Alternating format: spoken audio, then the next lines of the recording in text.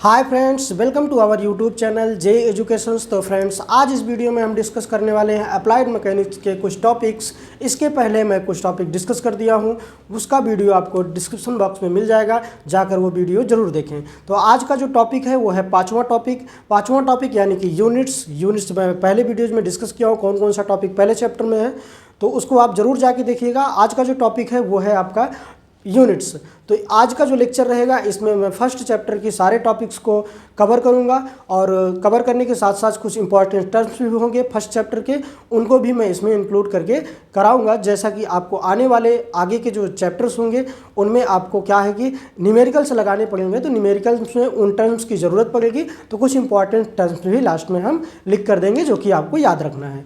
तो आइए आज का जो टॉपिक है पाँचवां टॉपिक यूनिट्स यानी कि इकाइयाँ या मात्रक, तो उसके विषय में हम डिस्कस करते हैं। तो पहला टॉपिक जैसे कि आज का है जो पाँचवां टॉपिक में, किसी भी भौतिक राशि को व्यक्त करने के लिए दो राशियों की आवश्यकता पड़ती है। यानी कि हम बात करें कि यूनिट्स क्या है, तो यूनिट्स की बात करें तो किसी भी भौतिक राशि को व्यक्त करने के लिए जिनकी आवश्यकता पड़ती है उन्हीं को हम यूनिट्स कहते हैं या मात्रक कहते हैं या भौतिक राशि कह सकते हैं। तो उसमें हम अगर बात करें कि किसी भी भौतिक राशि को व्यक्त करने के लिए दो राशियों की आवश्यकता पड़ती है, तो इंग्लिश में बात करें तो two quantities are required to express any physical quantity. यानी कि हम किसी भी राशि को व्यक्त करने के लिए दो राशियों की आवश्यकता पड़ती है, यानी दो राशियों की आवश्यकता होती है। तो यहाँ पे हम बात करें तो पहली जो है वो है आपकी संख्यात्मक मान। क्या है?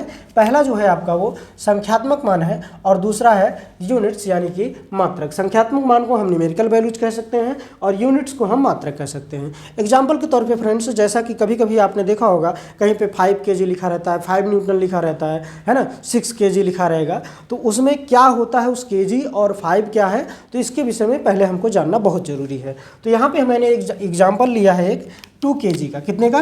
2 kg का हमने एग्जाम्पल लिया है। तो इसी में हम समझाएंगे कि ये 2 क्या है और kg क्या है इन पॉइंट के हिसाब से। तो बात करें यहाँ पे kg, तो kg का मतलब होता है आपका जो यूनिट्स होता है। क्या होता है? यूनिट्स होता है वो आपका kg होगा इसमें मात्रक। यानी कि अगर कहीं पे 2 kg लिखा है तो वहाँ पे जो मात्रक होगा, जो यूनिट्स होगी वो kg होगी, ठीक है ना। और आगे हमने 2 लिखा है, तो इस 2 का मतलब है कि जो न्यूमेरिकल वैल्यू आपकी क्या है, वो न्यूमेरिकल्स वैल्यू हिंदी में बात करें तो इसको हम कहते हैं संख्यात्मक मान। क्या कहते हैं? संख्यात्मक मान। संख्यात्मक मान के नाम से जानते हैं। ठीक फ्रेंड्स, तो इसके बाद ये तो आपका हो गया, आपको पता चल गया कि 2 kg यदि कहीं लिखा है तो 2 जो है उसमें न्यूमेरिकल वैल्यू होगा और kg जो है उसमें यूनिट्स होगी यानी कि मात्रक होगी। तो आइए आगे हम देखते हैं मात्रकों की प्रणालियाँ, सिस्टम्स ऑफ यूनिट्स। कुछ मात्रकों की प्रणालियाँ हैं, जैसा कि आप जानते होंगे कि MKS पद्धति, CGS पद्धति आपको पढ़ते हुए आए होंगे आप हाई स्कूल या 12th में, फिजिक्स में रहा होगा या आपके डिप्लोमा में फर्स्ट सेमेस्टर में भी फिजिक्स में रहा होगा कि यूनिट्स क्या होती हैं, यूनिट्स कितने प्रकार की होती हैं या उनकी पद्धतियाँ क्या क्या हैं। तो जैसा कि आप जानते होंगे CGS पद्धति होती है, FPS पद्धति होती है, MKS पद्धति होती है और SI पद्धति होती है। तो इन सब में SI के विषय में अभी हम आगे चर्चा करेंगे। पहले हम इन 3 प्रमुख प्रचलित पद्धतियों की बात करेंगे, यानी कि MKS और FPS और CGS, इन 3 पद्धतियों के बारे में डिस्कस करेंगे। तो जैसा कि आपको यहाँ पे हम पहली बात करें तो CGS का मतलब क्या है? अगर CGS की फुल फॉर्म की बात करें तो यस का मतलब होता है फ्रेंड्स सेकेंड। यस का मतलब क्या होता है? सेकेंड। सेकेंड किसका मात्रक है फ्रेंड्स? समय का। इसको हम समय का मात्रक मानते हैं। इसको हम डिनोट करते हैं यस से। किससे? यस से। उसके बाद बात करें जी का, तो जी का मतलब है फ्रेंड्स ग्राम। ग्राम जो होता है आपका द्रव्यमान का मात्रक होता है, द्रव्यमान का मात्रक होता है, जिसको हम जी से डिनोट करते हैं। अगला है आपका सी, तो सी को हम कहते हैं सेंटीमीटर।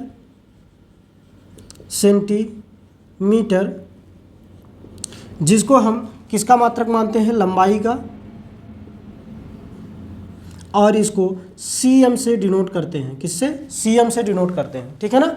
तो अगर बात करें यहाँ पे तो आपको जैसे क्वेश्चन पूछा जा सकता है कि ग्राम यानी कि जो ग्राम है वो सीजीएस पद्धति में किसका मात्रक है, सीजीएस पद्धति में ग्राम किसका मात्रक है, तो आप बता सकते हैं सीजीएस पद्धति में यानी कि ये जो सीजीएस पद्धति है इस पद्धति में ग्राम जो है किसका, द्रव्यमान का मात्रक है, ठीक है ना। तो इसी तरीके से आइए हम अगला देखते हैं एफपीएस। एफपीएस की बात करें तो यस भी इसमें क्या है, सेकेंड है। सेकेंड किसका मात्रक है, समय का। इसको हम किससे डिनोट करते हैं, यस से ही डिनोट करेंगे। और पी जो है आपका उसको हम पाउंड बोलते हैं, पाउंड। ये आपका द्रव्यमान का मात्रक होता है। इसको हम एलबी से डिनोट करते हैं। और आपका एक आता है फुट, फुट ये आपका मात्रक है लंबाई का, जिसको हम एफ टी से डिनोट करते हैं। तो देखिए फ्रेंड्स, यहाँ समझने की बात यह है, एफ का फुल फॉर्म हुआ फुट, पी का हुआ पाउंड, एस का हुआ सेकंड। तो हम कह सकते हैं foot pound second, foot pound second. और यहाँ पे अगर बात करें सीजीएस में तो सेंटीमीटर ग्राम सेकंड, ठीक है ना। तो आइए अगला डिस्कस करते हैं आपका एमकेएस पद्धति। एमकेएस पद्धति की बात करें तो यस इसमें, यस भी इसमें क्या है, सेकेंड है। सेकेंड किसका मात्रक है, समय का। समय को हम किससे डिनोट करते हैं, यस से। और के क्या, के हो जाएगा आपका किलोग्राम, किलोग्राम, जिसको हम किससे, द्रव्यमान का मात्रक है, किसका, द्रव्यमान का। इसको हम केजी से डिनोट करते हैं। उसके बाद यम को हम कहते हैं मीटर, मीटर जिसका लंबाई का मात्रक है मीटर। तो इसको हम यम से डिनोट करते हैं। ध्यान देने की बात यह है फ्रेंड्स यहाँ पे, तो अगर हम तीनों पद्धतियों में एक कॉमन चीज़ देखें तो यहाँ पे आप देखेंगे, ध्यान दीजिएगा कि समय, द्रव्यमान और लंबाई क्या है, समय है, द्रव्यमान है, लंबाई है। या पीएस में बात करें तो समय है, द्रव्यमान है, लंबाई है। और एमकेएस में बात करें समय है, द्रव्यमान है, लंबाई है। तो सारी पद्धतियों में समय, द्रव्यमान, लंबाई की ही चर्चा हुई है।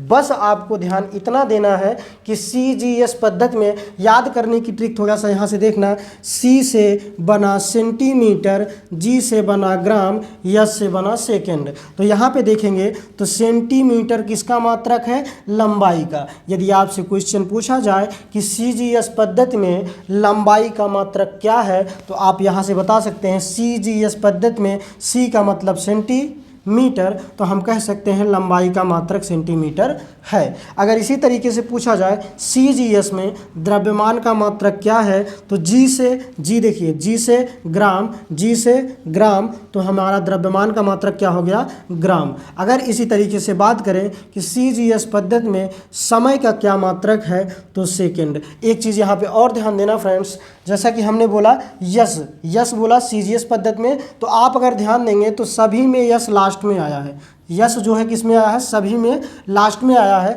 और अगर आप ध्यान देंगे तो समय का मात्रक सब में सेकेंड ही है। तो ये क्वेश्चंस कभी कभी पूछा जा सकता है कि आपका सभी पद्धतियों में कौन सा ऐसा मात्रक है जो कि सेम रहता है, यानी कि सब में समान रहता है। तो हम कह सकते हैं समय जो है ऐसा मात्रक, यानी समय का मात्रक यानी सेकेंड जो है वो क्या है, सेकेंड समय जो होता है सबका मात्रक सेम ही रहता है सभी में, ठीक है ना। किसका, समय का मात्रक सेकेंड क्या होता है, सब में सेम होता है। बात करें इसी तरीके से एफपीएस में, तो एफपीएस में फुट पाउंड सेकंड, आप इसके पहले वाली कोड से ही बात कर सकते हैं, याद कर सकते हैं। एफ से होता है फुट, पी से होता है पाउंड, एस से होता है सेकंड। इसी तरीके से आपका इसमें एम से होगा मीटर, के से होगा किलोग्राम और एस से होगा सेकंड। तो इस तरीके से आप इसको आसानी से याद कर सकते हैं। और आगे अभी जब हम इसको चेंज कराने के लिए सिखाएंगे तो उसमें इसकी बहुत ज़रूरत पड़ेगी, तो इसलिए अभी ही ज़्यादातर कोशिश कीजिए कि आपको याद हो जाए। तो आगे अभी हम डिस्कस करेंगे एसआई सिस्टम्स क्या होता है, एसआई पद्धति क्या होती है, उसके विषय में आगे हम इसको एरेंज करके चर्चा करें। तो एसआई पद्धति होती है सिस्टम्स ऑफ इंटरनेशनल यानी कि अंतर्राष्ट्रीय पद्धति, जिसको हम अंतर्राष्ट्रीय पद्धति के नाम से भी जानते हैं। अगर इसकी बात करें तो यह प्रणाली जो है, यह पद्धति जो है यमकेएस का ही परिवर्तित रूप माना जाता है या संशोधित रूप माना जाता है। किसको? यसाई पद्धति को। अगर बात करें इसकी तो सन 1971 ईस्वी में, सन 1971 ईस्वी में फ्रांस की राजधानी पेरिस में माप तौल विभाग के अंतर्राष्ट्रीय अधिवेशन में यसाई पद्धति को मान्यता मिली। कौन से सन में? 1971 में। कहाँ मिली? फ्रांस की राजधानी पेरिस में। ठीक है ना। अब बात करें यदि यसाई मात्रक यानी कि यसाई सिस्टम्स जो होता है उसमें क्या होता है, आपका दो भागों में इसको विभाजित किया गया है, दो भागों में, दो वर्गों में बांटा गया है। पहला है आपका आधारी मात्रक, जिसको हम इंग्लिश में बोलते हैं बेसिक यूनिट्स, एंड दूसरा है आपका संपूरक मात्रक, जिसको हम बोलते हैं सप्लीमेंट्री यूनिट्स। ठीक है ना। तो दो वर्गों में विभक्त किया गया है। अब उन दो वर्गों में हमने बताया है कि इसकी संख्या 7 होती है और इसकी संख्या 2 होती है।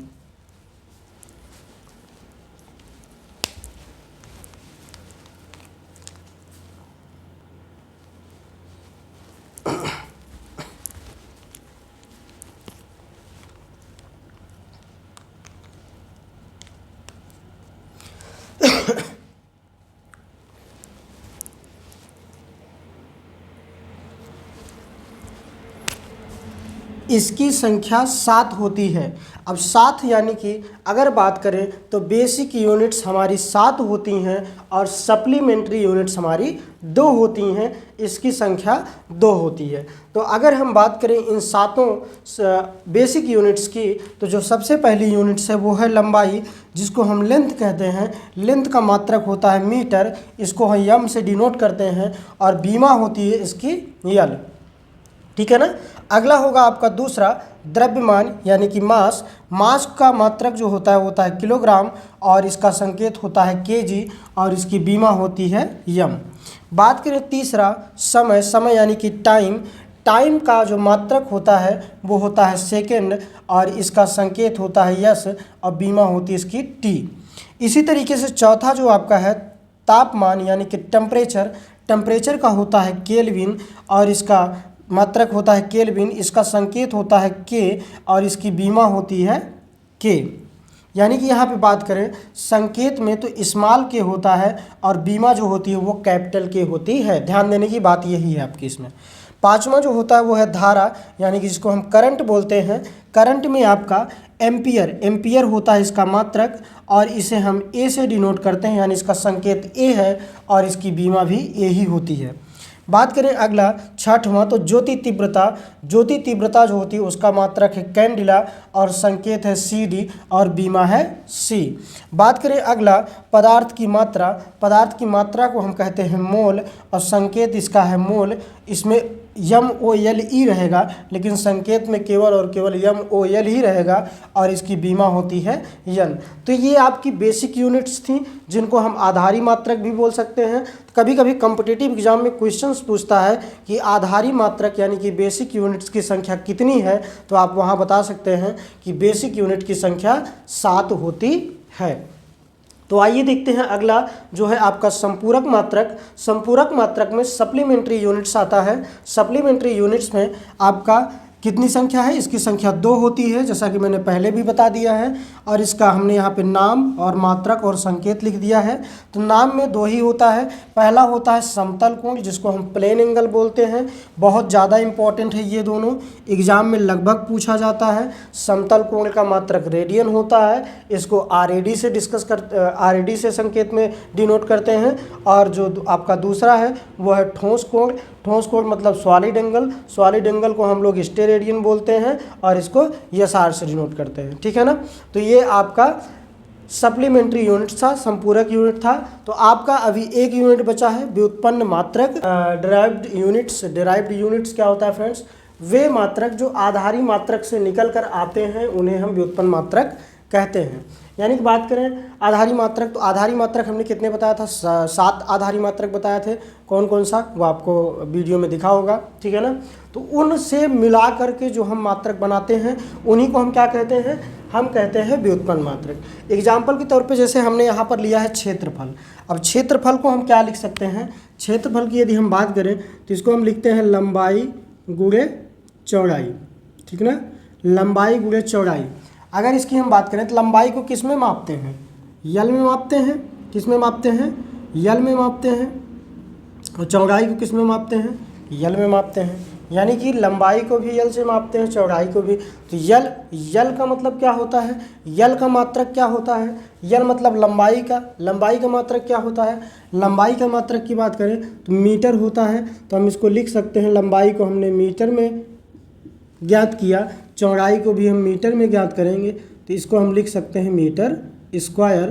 तो यानी कि इसका मतलब हुआ कि क्षेत्रफल का मात्रक मीटर स्क्वायर होगा।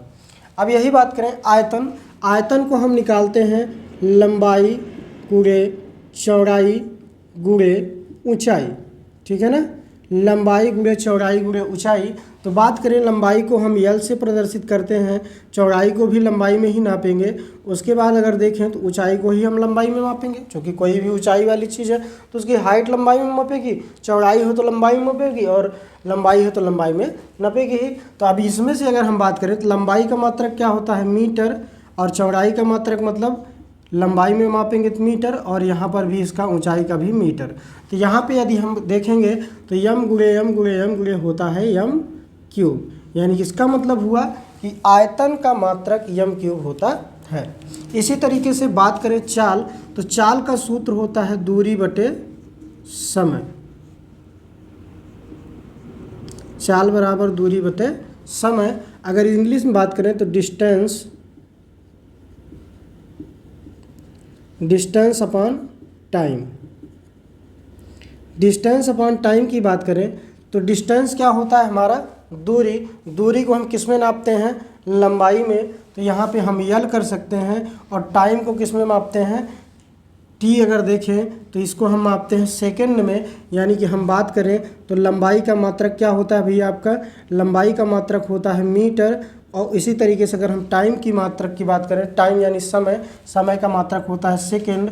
तो इसको हम लिख सकते हैं मीटर पर सेकंड, या लिख सकते हैं मीटर सेकंड इनवर्स, ठीक है ना। क्योंकि जब यस ऊपर जाएगा तो उसकी पावर -1 लग जाती है। इसी तरीके से अगर वेलोसिटी की बात करें तो वेलोसिटी का मतलब होता है वेग। तो वेग को यदि हम बात करें तो ये होगा विस्थापन बटे समय। क्या होता है इसका सूत्र, विस्थापन बटे समय, विस्थापन बटे समय। तो यहाँ पे बात करें तो डिस्प्लेसमेंट अपॉन टाइम,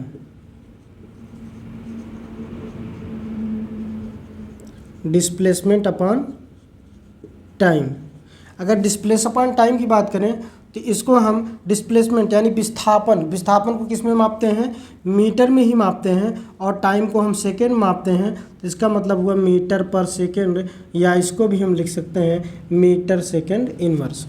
इसी तरीके से फ्रेंड्स यदि हम एक और ले लेते हैं बल, क्या ले लेते हैं, बल ले लेते हैं, क्योंकि ये थोड़ा सा आपको इसी तरीके से आगे बढ़ते हुए चलेंगे। अगर हम बल ले लें तो बल की बात करते हैं, बल, तो बल क्या होता है हमारा, फोर्स। फोर्स का मात्रक हम कैसे निकालेंगे, अगर इसकी तरफ से निकालना चाहें तो फोर्स बराबर होता है, बल बराबर होता है द्रव्यमान गुणे त्वरण। क्या होता है फ्रेंड्स, द्रव्यमान गुणे त्वरण। तो यहाँ पे यदि हम लिखें द्रव्यमान गुणे त्वरण, तो इसको हम द्रव्यमान को कहते हैं मास गुणे एक्सीलरेशन।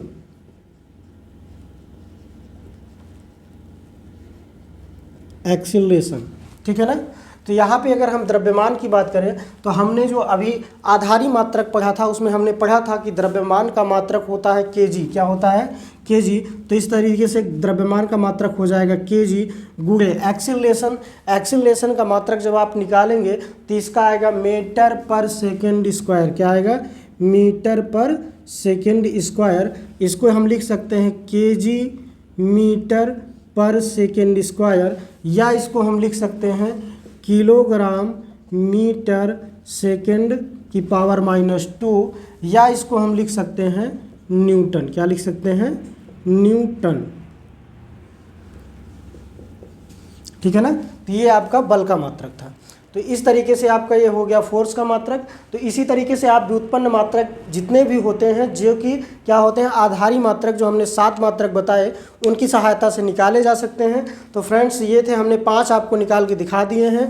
बाकी आगे आपको हम PDF प्रोवाइड कर देंगे, आपको डिस्क्रिप्शन बॉक्स में जो ये वीडियो लेक्चर जिसमें रहता है उसी में हम ऐड कर देंगे। आप उसकी प्रैक्टिस जाके अपने साथ कर सकते हैं, जिससे क्या होगा कि आपको सारे जो भी डेरिवाइड यूनिट्स होती हैं वो सारी आपको निकालनी आ जाएंगी। जैसा कि फ्रेंड्स हम लोगों ने व्युत्पन्न मात्रक देख लिया था, उसके बाद का जो 6वां टॉपिक है वो है आपका कन्वर्जेंस ऑफ फिजिकल्स, यानी कि convergence of physical quantity one systems of unit into other systems of units, यानी कि हम एक यूनिट को दूसरे यूनिट में किस तरीके से चेंज करते हैं उसके विषय में हमको यहाँ पर पढ़ना है। बात करें तो भौतिक राशियों का एक मात्रक प्रणाली से दूसरी मात्रक प्रणाली में रूपांतरण करना, इस पे कभी कभी आपके एग्जाम में क्वेश्चंस भी पूछ लिया जाता है, और वैसे भी बेसिक जानकारी है तो इसको जानना बहुत ही ज़रूरी है कि किस तरीके से हम किसी चीज़ को कन्वर्जन करते हैं। तो आइए हम देखते हैं यहाँ पे। जैसा पहला है लंबाई। लंबाई मतलब लेंथ। लेंथ को हम कितने तरीकों से परिवर्तित कर सकते हैं। तो बात करें लेंथ, तो हमने पहले, अगर आपको याद होगा, MKS पद्धति, तो MKS पद्धति में हमने पढ़ा था MKS मतलब मीटरी पद्धति पढ़ा था उसमें, यानी कि लंबाई को हमने मीटर में देखा था। तो उसमें अगर हम बात करें तो 1 मीटर बराबर जो होता है आपका, एक मीटर बराबर 100 सेंटीमीटर के बराबर होता है। ठीक है ना। 1 मीटर बराबर 100 सेंटीमीटर के बराबर होता है।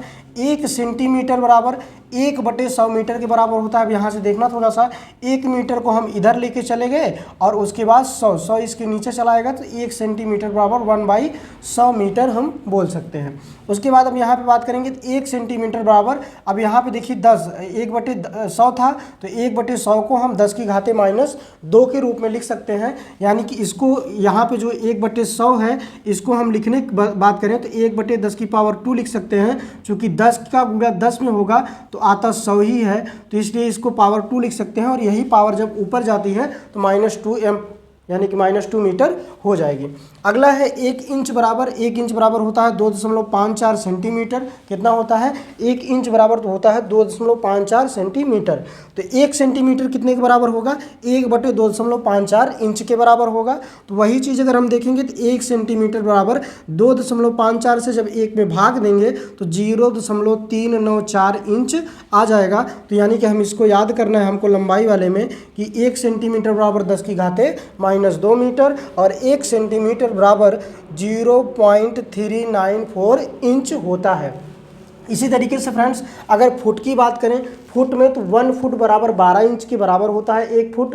जैसे कि आप लोगों ने देखा होगा 1 फुट की स्केल्स वगैरह आती हैं, उसके हिसाब से देख सकते हैं। तो 1 फुट बराबर 12 इंच। तो इसको अगर हम 12 इंच को हम सेंटीमीटर में चेंज करेंगे तो यहाँ जो था फ्रेंड्स देखिए 1 सेंटीमीटर हमने यहाँ भी पढ़ा था ना, 1 सेंटीमीटर इक्वल टू कितना होता है आपका 1 इंच बराबर होता है 2.54।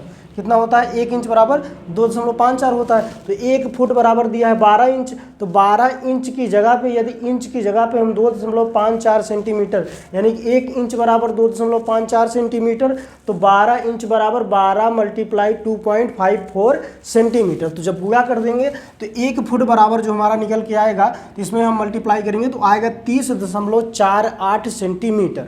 ठीक है ना, 30.48 सेंटीमीटर। तो इसी तरीके से अगला यदि हम देखें 1 सेंटीमीटर बराबर 1 सेंटीमीटर बराबर होता है 1/30.48 फुट के। कितने के? यही यूनिट को हम जब इधर लेके चले आएंगे 1 के तो ये चला जाएगा नीचे उसके, यानी भाग में चला जाएगा 30। जैसे इसको हम थोड़ा सा यहाँ पे हल करके बताएं आपको, 1 फुट बराबर कितना था? 30.48। तो 1 फुट बराबर था यहाँ पे 30.48 सेंटीमीटर। तो इसका मतलब हुआ 30.48 × 1 सेंटीमीटर। कितना हुआ? 1 सेंटीमीटर। तो 1 सेंटीमीटर को मैंने अगर इधर रोक लिया तो ये हो जाएगा 1 फुट अपान कितना? 1 सेंटीमीटर को उधर रोका तो 30.48 आपका 1 सेंटीमीटर के बराबर आ जाएगा, जो कि हमने यहाँ पे लिखा 1 सेंटीमीटर इक्वल टू 1/30.48 फुट के बराबर। ठीक है ना। यही आगे अगर बात करें तो 1 metre equal to 100 centimetre. 1 metre equal to कितना होता है 100 सेंटीमीटर। जब 100 सेंटीमीटर 1 मीटर के बराबर 100 सेंटीमीटर होता है तो इसको हम कह सकते हैं 100 गुणे, अब यहाँ पे हमने देखो 1 सेंटीमीटर बराबर निकाला है 1 फुट बटे 30.48।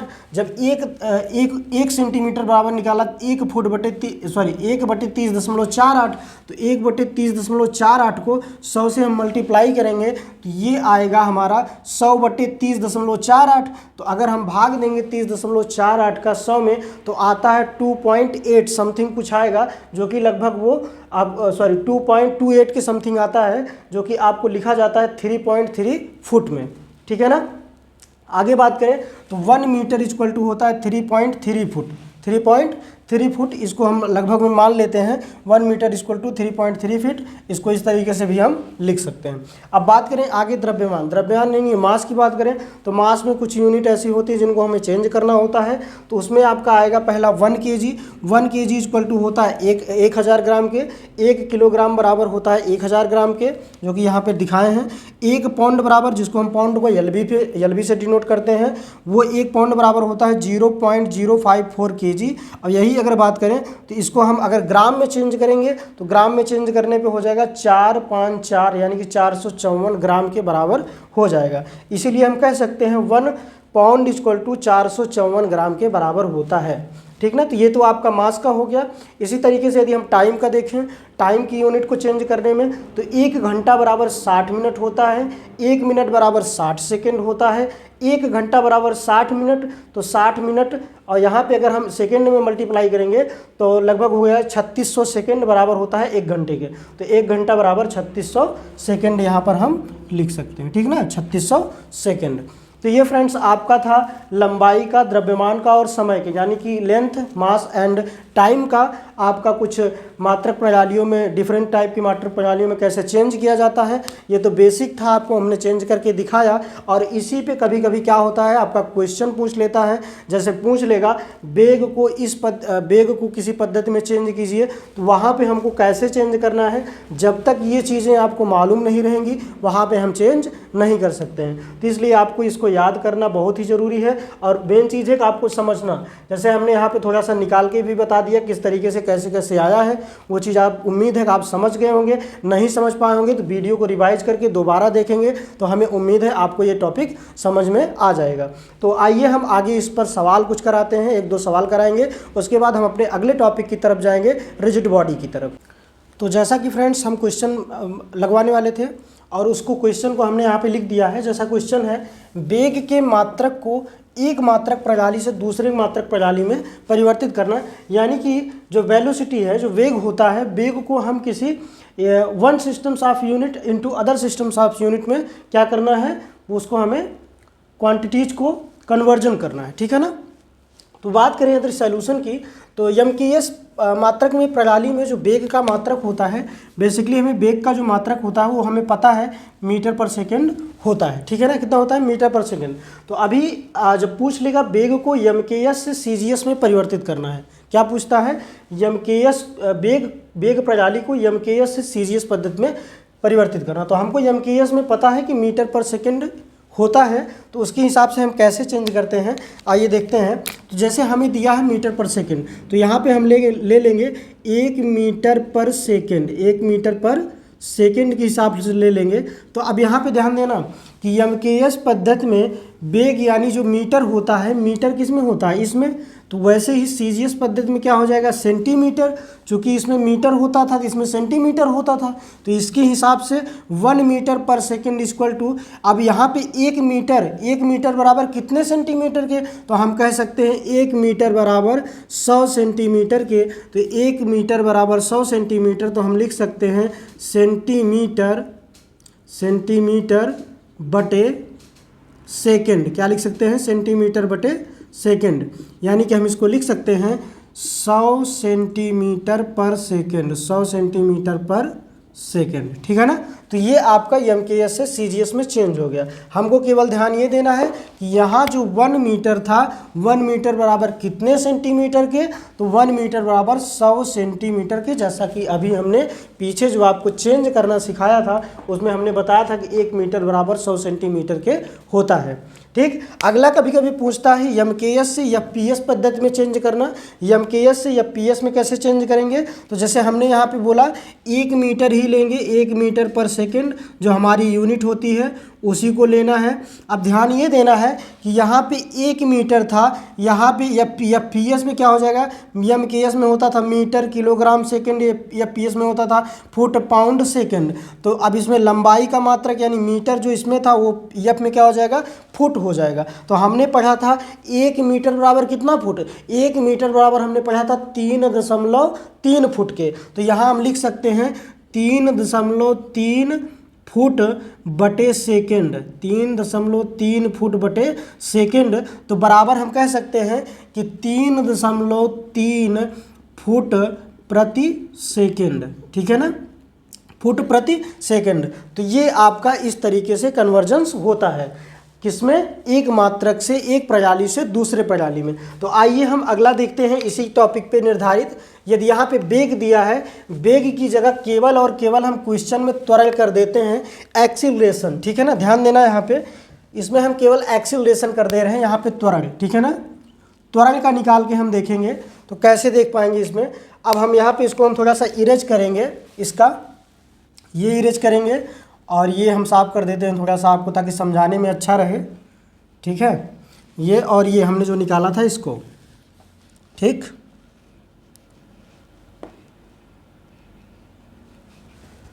और यहाँ पे हमने बताया कि सॉल्यूशन में जब आप लिखेंगे तो यहाँ पे क्या लिख देंगे, त्वरण, क्या लिख देंगे, MKS मात्रक में, प्रणाली में त्वरण का मात्रक, त्वरण का मात्रक मीटर पर सेकंड स्क्वायर क्या होता है, मीटर पर सेकंड स्क्वायर होता है, ठीक ना। यहाँ पे लिख देंगे मीटर पर सेकंड स्क्वायर होता है। उसके बाद अब इसको हम MKS से CGS में कैसे चेंज करेंगे, ध्यान दीजिएगा। यहाँ पे हम करेंगे वही फार्मूला जैसे हमने बताया था, सेम टू सेम वैसे ही करना है। आपको सर्वप्रथम लिखना है 1 मीटर पर सेकेंड स्क्वायर, 1 मीटर पर सेकेंड स्क्वायर, ठीक ना, इक्वल टू, अब यहाँ पे देखिएगा 1 मीटर, जो 1 मीटर था, 1 मीटर को सेंटीमीटर में परिवर्तित करना है। तो 1 मीटर बराबर कितना सेंटीमीटर, तो हमने पीछे पढ़ा था 1 मीटर बराबर 100 सेंटीमीटर के बराबर होता है। तो 100 सेंटीमीटर बटे सेकेंड स्क्वायर, यानी कि यही चीज़ हमने लिख दिया। 100 हिंदी में लिखेंगे यदि इसको, तो centimetre second square, second square. तो यानी कि इसको हम लिख सकते हैं इक्वल टू, ये हो जाएगा 100 सेंटीमीटर सेकेंड स्क्वायर, ये हमारा आंसर आ जाएगा, ठीक ना। इसी तरीके से अगला हम देखेंगे, दूसरा जो है हमारा MKS से FPS में कैसे चेंज करेंगे त्वरण को, यानी कि एक्सीलरेशंस को। तो हमने बताया मीटर पर सेकेंड स्क्वायर इसका क्या होता है, मात्रक। तो मात्रक को हम ले लेंगे 1 मीटर पर सेकेंड स्क्वायर, 1 मीटर पर सेकेंड स्क्वायर। तो इसको हम जब देखेंगे तो यहाँ पे ध्यान देना, मीटर में 1 मीटर था, यहाँ पे क्या है FPS, फुट पाउंड सेकेंड। तो अब इसी मीटर वाले को, यूनिट को हम कन्वर्जन को चेंज करेंगे, मीटर को फुट में चेंज करेंगे। तो हमने पढ़ा था कि 1 मीटर बराबर 3.3 फुट के बराबर होता है। तो यहाँ हम लिख सकते हैं 3.3 फुट। अब मीटर था तो यहाँ पे क्या हो जाएगा, फुट, क्या हो जाएगा, फुट। तो यहाँ हम लिख देंगे फुट बटे सेकेंड, फुट बटे सेकंड। तो इसको हम लिख सकते हैं कि 3.3, अगर इसको हम फिर से लिखेंगे तो 3.3 फुट, यानी कि FT पर सेकेंड स्क्वायर होता है ना, तो सेकेंड स्क्वायर, ठीक ना। ये आपका यहाँ पे, चूंकि हमने वहाँ बताया था कि इसका मात्रक का स्क्वायर होता है, इसलिए वहाँ पे स्क्वायर आपका लग जाएगा। तो ये आपको ऐसे ही चेंज करना है। बाकी क्वेश्चंस की PDF में आपको डिस्क्रिप्शन बॉक्स में जो लिंक रहेगा इसके चैप्टर वाले यानी यूनिट के साथ, उसमें हम दे देंगे। आप बाकी प्रैक्टिस आप उसमें कर सकते हैं। हमें उम्मीद है कि आप ये समझ गए होंगे। नहीं समझे होंगे तो फिर से आप वीडियो को बैक करके थोड़ा सा फिर से देखेंगे तो समझ जाएंगे आसानीपूर्वक। तो मिलते हैं एक नए टॉपिक के साथ। Rigid body, concept of rigid body. Rigid body क्या होता है इसके विषय में हम डिस्कस करेंगे। तो रिजिड बॉडी की बात करें तो रिजिड बॉडी जो होता है आपका, किसी पिंड पर, यानी कोई पिंड है, यदि उस पर हम बल लगाएं और उस पर परिवर्तन जो होता है वो नगण्य परिवर्तन होता है, तो उसको हम रिजिड बॉडी की कैटेगरी में रख सकते हैं। तो अगर इसकी हम परिभाषा बताएं तो वह पिंड जिस पर बल लगाने पर उसके आकार में बहुत कम या नगण्य परिवर्तन होता है, दृढ़ पिंड कहलाता है। वास्तव में कोई दृढ़ पिंड नहीं है। वास्तव में यदि हम देखें तो कोई दृढ़ पिंड नहीं हो सकता है, कोई कठोर पिंड नहीं हो सकता है। रीज़न ये होता है फ्रेंड्स कि यदि हम कोई पिंड लें और उस पर उसकी क्षमता के अनुसार, यानी उससे ज़्यादा, यानी कि अगर ये मान लीजिए कोई ठोस पिंड है, इस ठोस पिंड पर हम कोई एफ फोर्स लगाएं, किसी भी साइड से हम एफ फोर्स लगा सकते हैं, एफ फोर्स लगा रहे हैं, तो इस पर या तो कोई डिफॉर्मेशंस होगा या तो यह बॉडी डिफॉर्मेबल होगी।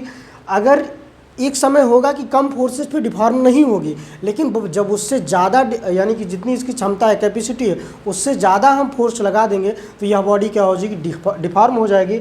बॉडी हमारी डिफॉर्मेशन की अवस्था में आ जाएगी, यानी परिवर्तित हो जाएगी। तो इसी को हम क्या कह सकते हैं, रिजिड बॉडी कह सकते हैं। तो इसीलिए कहा गया है कि वास्तव में कोई भी दृढ़ पिंड यानी कि रिजिड बॉडी नहीं होती है। अगर इसी की परिभाषा हम इंग्लिश में बात करें, a body on which there is little or negligible change in it's called a rigid body. Rigid in reality no body is a solid body, यानी कि कोई बॉडी सॉलिड बॉडी नहीं होती है। और इसमें देयर लिटिल और निग्लिजिबल, यानी कि हम जो छोटा यानी कम मात्रा में बल लगाते हैं, निग्लिजिबल चेंजेस, यानी कि उसमें कोई नगण्य परिवर्तन, कोई चेंजेस नहीं आता है, तो ऐसी बॉडी को यानी it's called a rigid body, ऐसी बॉडी को हम रिजिड बॉडी के नाम से पुकार सकते हैं, रिजिड बॉडी कह सकते हैं। तो फ्रेंड्स यही था आपका रिजिड बॉडी, जो बेसिक कॉन्सेप्ट है। जो कठोर होता है वही रिजिड बॉडी होता है, ठीक है ना, यानी कि जिसमें नगण्य परिवर्तन हो। एग्जाम्पल के तौर पे ये मार्कर है, मार्कर पर हम प्रेशर लगाएं यानी फोर्स लगाएं, फोर्स लगाने के बाद ऐसा समय आएगा कि इस पर जो बहुत ज़्यादा फोर्स लगा देंगे तो ये डिफॉर्म हो जाएगी, बॉडी डिफॉर्मेबल में अवस्था में आ जाएगी। यानी कि हम कह सकते हैं कि वास्तव में कोई आज तक ऐसी बॉडी नहीं बनी है कि जो कि क्या हो सके, पूरी तरीके से दृढ़ पिंड हो, यानी कि रिजिड बॉडी हो। ऐसी आज तक कोई बॉडी नहीं बनी है। तो इसीलिए कहा गया है कि वास्तव में कोई पिंड दृढ़ पिंड नहीं होता है, यानी कि no body is a solid body. कोई भी बॉडी सॉलिड बॉडी नहीं हो सकती है। जब उसके एक समय सीमा के बाद हम प्रेशर लगाएंगे, फोर्स लगाएंगे, तो ऑटोमेटिक वो डिफॉर्मेबल हो जाएगी, वह क्या होगी, एक अवस्था से दूसरे अवस्था में परिवर्तित हो जाएगी। तो ये था आपका 7वां टॉपिक। और अभी हमारा एक टॉपिक बचा है, scalar and vector and scalar quantity, अदिश एवं सदिश राशियाँ। तो जैसा कि फ्रेंड्स अदिश एवं सदिश राशियाँ आपने पिछली कक्षाओं में पढ़ा होगा, तो उसकी डिफिनेशंस मैं स्लाइड पे शो कर दूंगा और आप उसको वहाँ पे देख सकते हैं। उसकी डिफिनेशंस आप लिख लीजिएगा। जैसा कि अब हम बता दें यहाँ पे सदिश राशियाँ क्या होती हैं। सदिश राशियाँ वे राशियाँ जिसमें बल तथा परिमाण, दिशा तथा परिमाण दोनों की आवश्यकता होती है। किसकी, दिशा तथा परिमाण दोनों की आवश्यकता होती है, उसको हम सदिश राशि कहते हैं। और अदिश राशि की बात करें तो जिनमें केवल और केवल परिमाण की आवश्यकता होती है, दिशा की आवश्यकता नहीं होती है, उसको हम अदिश राशि के नाम से जानते हैं। सदिश राशि का परिभाषा दें तो बल, वेग, विस्थापन, त्वरण, आवेग, संवेग, ये सब क्या हैं, आपकी सदिश राशियाँ हैं। इसके अलावा जो भी राशियाँ लगभग में बचती हैं उनको हम अदिश राशियाँ बोल सकते हैं। तो ये था आज आपका पूरा पहला यूनिट, जो पहला चैप्टर था वो ख़त्म हुआ। और इसी के साथ साथ हमें उम्मीद है कि आपको वीडियो बहुत अच्छा लगा होगा और आपको जितने भी टॉपिक्स थे आपके सिलेबस में, वो सारे टॉपिक मैंने फुल्ली एकदम डिटेल वाइज डिस्कस किए हैं। वीडियो आप बार बार देखेंगे या एक ही बार में, तो वैसे हमें उम्मीद है समझ में आ गया होगा, लेकिन नहीं समझ में आ गया तो एक बार आप और देखिए सारे वीडियोस को। उम्मीद है कि आपको बेटर बहुत अच्छे तरीके से समझ में आ जाएगा। और अगर आप रिवीजन करना चाहते हैं तो वीडियो की क्वालिटी को थोड़ा सा 2 पॉइंट करके अगर देखेंगे तो आप कोई भी चीज़ आसानी से रिवीजन भी कर पाएंगे। तो फ्रेंड्स चलते हैं, अगले टॉपिक में मिलेंगे, अगले टॉपिक के यानी कि अगले चैप्टर के साथ। और आपका चैप्टर जो रहेगा उसके साथ हम बलों वाला चैप्टर है उसमें हम डिस्कस करेंगे दूसरा चैप्टर जो भी है आपका। तब तक फ्रेंड्स अगर वीडियो अच्छा लगा हो तो हमारे वीडियो को लाइक करें, शेयर करें और हाँ अपना कमेंट ज़रूर डालें कि आपको वीडियो कैसा लगा। यदि वीडियो अच्छा लगा हो तो आपके एक कमेंट से हमें काफ़ी मोटिवेशन मिलता है, आगे की तैयारी मैं आपकी और अच्छी करा पाऊँगा। तो इसलिए फ्रेंड्स आप कमेंट ज़रूर कीजिए और बेल आइकन दबा लीजिएगा, जिससे आने वाली सारी वीडियोज़ के नोटिफिकेशन आपको मिलते हैं। और हाँ, यदि आप चैनल सब्सक्राइब नहीं किए हैं तो प्लीज़ चैनल को हमारे सब्सक्राइब कर लीजिएगा। तब तक चलते हैं, फिर मिलते हैं अगले चैप्टर के साथ। तब तक के लिए जय हिंद, जय भारत, नमस्कार।